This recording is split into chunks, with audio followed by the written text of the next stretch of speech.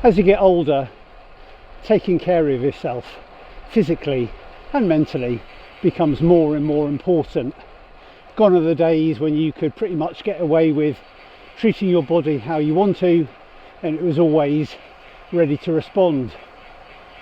We've all heard of the adage, use it or lose it, and as you enter your 50s and even 60s, it becomes even more important. But the good news is it's never too late, and if you have been sedentary for the last few years and not really done much, don't worry, because it's been shown in various studies, however old you are, if you start doing something about it, it can make a big difference.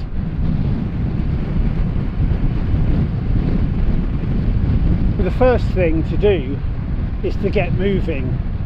If you've been a bit of a couch potato, you'll notice very quickly, as soon as you start doing any form of exercise, that you're getting benefits from it. It doesn't have to be cycling or endurance sports. It could be just going out for a walk, going for a gentle ride in beautiful surroundings like these. I know quite a few older people in their 80s, some of which find it hard to get out of a chair, and others who are still doing, work around the garden and doing lots of DIY and things like that, all because they've kept themselves moving all their lives. So if you can build up to maybe doing an hour a day, 4 or 5 times a week, of walking, riding, swimming, anything like that, it's going to make a massive difference. Do make sure though, whatever it is you do, you start off gently. Don't just go out the door and start running. You need to very gradually build up whatever it is you're doing. In the UK there is the programme Couch to 5k, which very methodically helps you build up to running a 5k event, and it's a great way of entering a physical activity without worrying too much about whether you're going to injure yourself. And if you're enjoying this content, it would really help me in the channel if you watch the video all the way to the end. It's what the YouTube gods care about. The next thing you can do is try to up whatever it is you're doing, push it a little bit, whether it's walking at a bit of a faster pace or going a bit further, or if you're riding, trying to push it up any hill you come to a little bit more.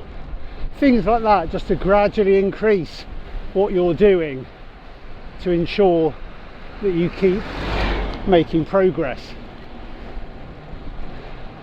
But it should be enjoyable above all things, because if it's not, you won't keep doing it. So do something that you find fun and interesting. Could be going to a local sports centre and joining one of the clubs they've got there. And really, as you get into your 50s and 60s, the biggest non-negotiable should be to do resistance training.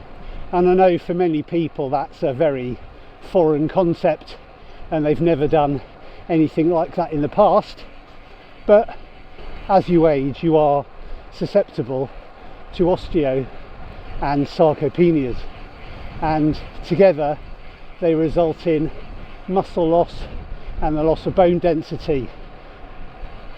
We all know older people who've fallen over and broken a hip, whereas if you did it in your younger days you just bounce and get back up.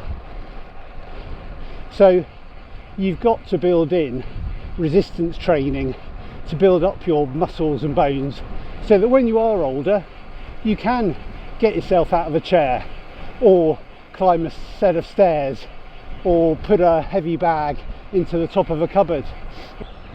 My wife has recently started some resistance training, and it is amazing how she's made so much progress just in a few weeks, and pretty much doubled the weights she was able to use just by doing a few exercises 3 or 4 times a week. And those are things like bench pressing, squats, deadlifts, major muscle group exercises. And she's found it really beneficial, and has noticed, you know, things like stair climbing is so much better than it used to be. Another major factor in aging well is nutrition, and as I said before, you can't get away with eating all the rubbish you ate when you were younger. You really need to make sure you're eating good quality food, avoiding snacking too much, avoiding sugary foods, not eating processed foods, trying to do more of your own cooking. As you get older, that does become easier because you've got a bit more time on your hands. As you get older, there is a higher risk of having type 2 diabetes, and by reducing your sugar intake and hence your insulin levels, you are going to benefit and be less likely to get type 2 diabetes. Also, by doing exercise, if you are doing that regular exercise, that helps too in weight management, because you become more insulin sensitive rather than insulin resistant, and it lowers your cortisol levels, because exercise is one of those things that does that. And those two things, insulin resistance and cortisol levels, are one of those things that leads to weight gain as you're older. And if you want to know more about that, I suggest you watch the video, which I'll link to down below, which is me talking to Dr. Andrew Jenkinson about weight loss and weight management and the real truth behind it. And if you have been doing more exercise and looking after yourself nutritionally, the other thing you need to do is make sure you get some proper recovery from the exercise you've been doing and weights or resistance training.